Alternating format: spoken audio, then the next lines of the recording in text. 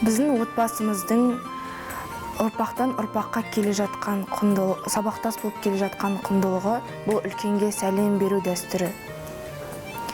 Кішінің үлкенге сәлем беруі бұл қазақ халқының ежелден келген ғұрпы. Біздің осы жылғы сапарымыз нағашы ата-әжеге жол тарту болды. Бұл қыдырыс қызыққа толы болды. Бір күні мектептен үйге келген кезде әкем жолға билет алып қойған, бүкіл тамақ пен шығындарын бәрін есептеп қойған. Осы әкемнің ісіне мен қатты таң қалдым. Әкемнің ұйымдастырушылығына өте қатты қуандым. Ал анам киім-кешектерді, тіпті ойыншықтарды да салып қойған.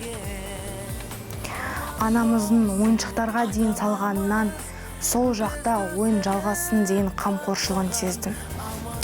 Менің ойымша, отбасы құндылығы бұл ана мен әкенің балаға деген қамқорлығы.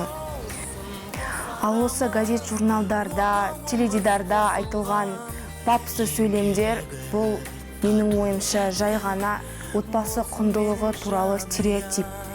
Өйткені нақты отбасылық құндылық бұл жай ғана ата-ана мен баланың қарым-қатынасы. Яғни осындай қарапайым қарым-қатынастардан тұрады. Менің отбасым бұл менің отаным. Әр отбасы бұл бөлек мемлекет. Әр отбасыда өз заңдары, өз дәстүрлері бар дегенге келсек, менің отбасым отбасы құндылықтарын қатаң сақтайды.